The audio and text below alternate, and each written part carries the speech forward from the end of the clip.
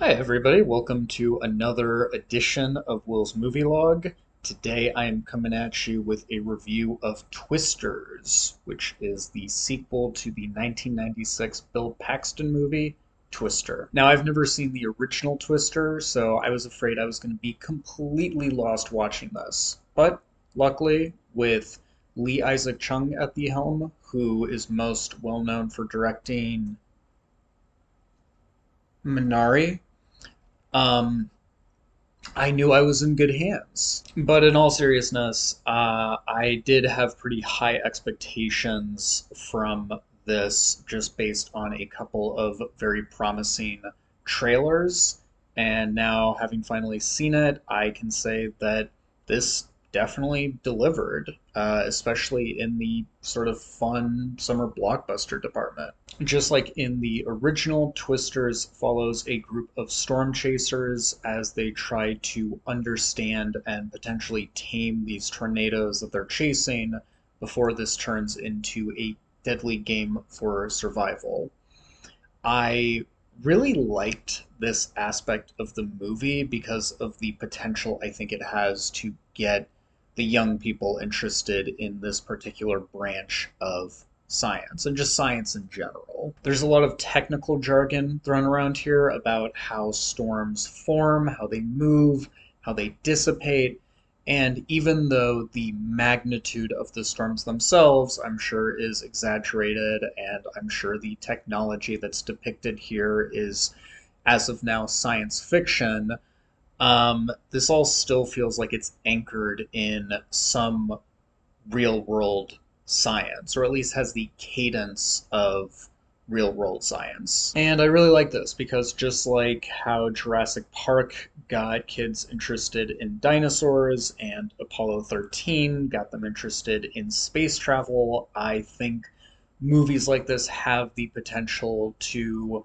get them interested in meteorology and just any time a movie can get people interested in the real world, I think this is something that we should embrace. And part of the reason that I am harping on this point so much is because one of the things that I really appreciate about Twisters is that, it's pretty campy and it's pretty over the top, but I've noticed this trend in Hollywood movies now, and it's been a thing for a while where, campy, over the top ridiculousness is kind of a trend now, which is all good.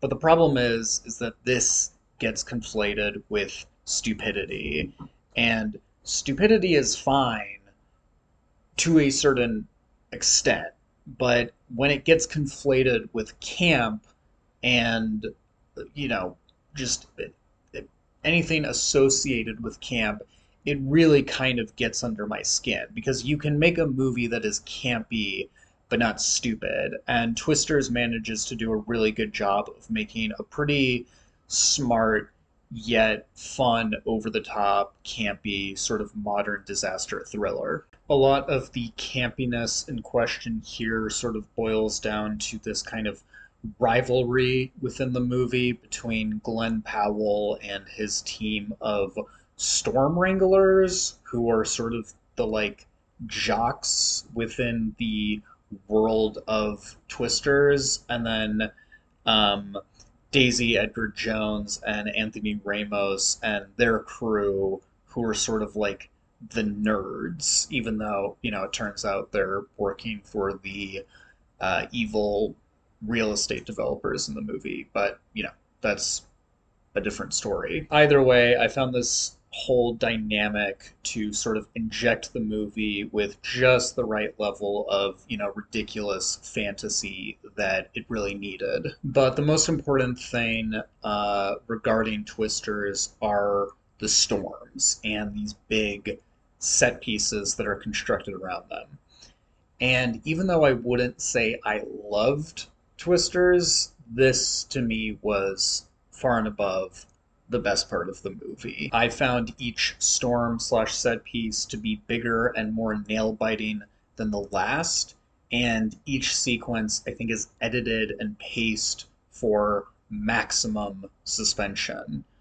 And none of this would be possible without some truly remarkable special effects. That doesn't just deliver on the level of, very high fidelity visual VFX, but also does a brilliant job of really tapping into your sense of sound, feel, and texture. And it's all also accomplished with some really great production design that sort of captures the sense of carnage and destruction of, you know, that is sort of left in the wake of each storm, just with all the sort of debris and just kind of design of the sets themselves. The main thing that prevents Twisters from being a truly great film for me personally is, a pretty simple but common issue, which is just that it's a bit nondescript.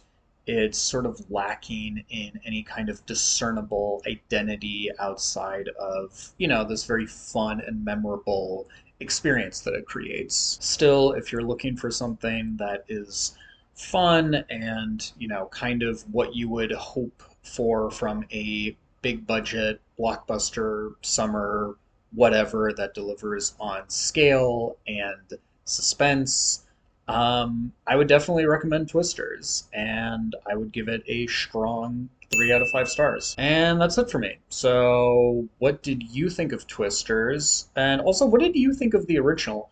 Fun fact, Jan de Bont, who directed the original, also directed Speed, starring Sandra Bullock and Keanu Reeves, which is one of my favorite action movies.